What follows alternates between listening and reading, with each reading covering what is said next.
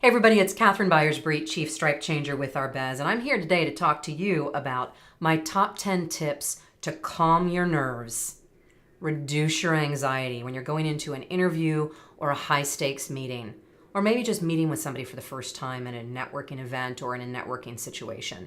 So these are all things that I've learned along the way, many of them the hard way. I use them every single day in my own life, and I hope that they help you reduce the jitters and go in a little more confident and strong to this high stakes meeting.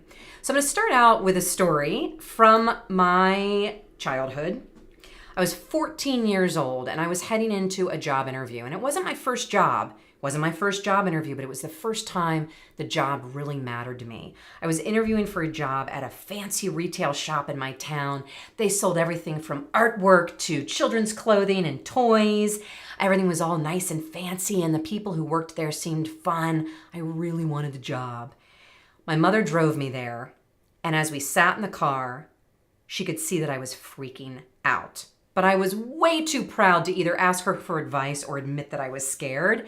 So instead, I just sat there quietly, melting down. My mother looked at me and she said, "You do know that everybody poops."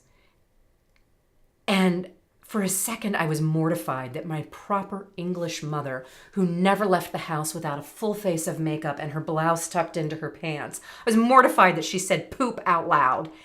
And then I burst out laughing because, of course, she was absolutely right. Even though the owner who scared me owned a business and always, big and scary woman, she was just like the rest of us in many ways, trying to make it work. She had a family. She laughed. She cried. She had sadness. And that was such a powerful lesson from my mother. And it did really calm me down and allow me to have a little bit of fun in that interview. And guess what? I got the job.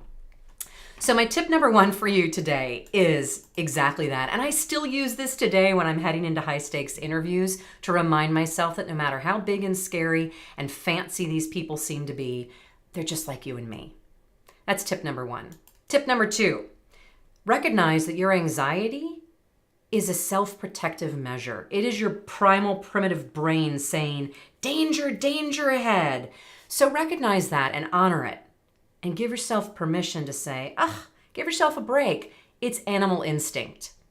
Number three, I want you to remember that you've done this before. This is not your first rodeo. You've had stressful situations. You've probably gone on some high stakes interviews and meetings.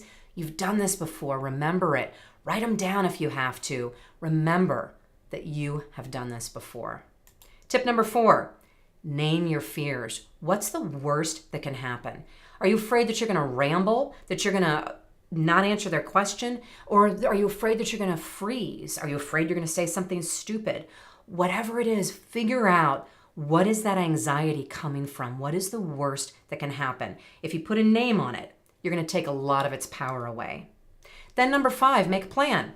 If that worst case scenario happens, if you talk too much, if you freeze, if you say something stupid, just stop. Stop, look at the person that you're talking to and say, well, that wasn't a very good answer. Or say, oh my gosh, I just rambled. Or if you completely freeze and you can't come up with an answer at all, look at them and say, I'm drawing a complete blank. Can we come back to that question? They will love it for you that you stopped yourself midstream, fixed it, and checked in with them. They'll absolutely love you. Tip number six, prepare. I am astonished at the number of smart, talented professionals who work so hard to get a meeting or a client interview, and then they don't take 30 or 60 minutes to prepare for that meeting. Prepare for it.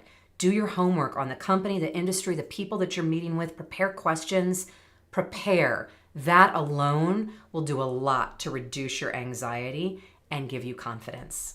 Tip number seven, practice answering the scary questions. Doesn't do you any good to cross your fingers and hope they don't answer. In fact, that's practically a guarantee that they will. Practice answering the scary questions. Ideally, do it with a friend over the phone or in person. Do a mock interview and a mock conversation. It makes a huge difference. Tip number eight, take care of yourself. Drink some water, get some sleep, get some exercise. You'll be really glad you did. It'll really, really calm you down, give you more confidence if you feel good.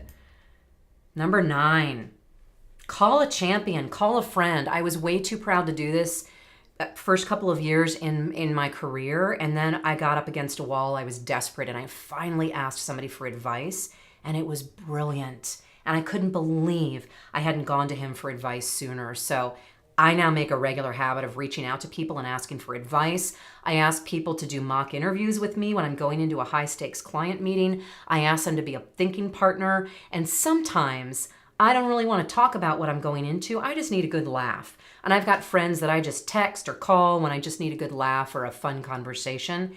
It centers me and it reminds me that even if I fail, even if I blow things up, I've still got a pretty good life and it's okay. I will survive. Let people help you and don't be afraid to let them make you feel better.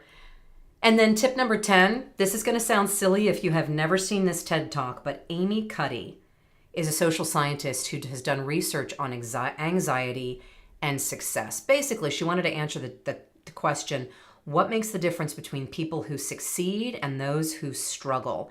And she discovered that a simple body pose like this, Superman or Wonder Woman, or a victory pose like we do when we win, if you do this for 2 minutes, it actually chemically alters your body. It reduces your cortisol, which is the freak out chemical, and it boosts your endorphins, which is the feel good chemical. So isn't that cool? So you might catch me at my next big event when I'm heading onto stage and it's either a new topic or it's a scary audience. You'll probably find me doing this in the restroom ahead of time, calming myself down, getting some oxygen flowing. It sounds silly, but it really does make me feel better. All right, that's it. Those are my top 10 tips on how to calm your nerves before you head into an interview or a high-stakes meeting. I really hope you find them helpful. I use every single one of these strategies, and I hope you will too. It'll make a big difference.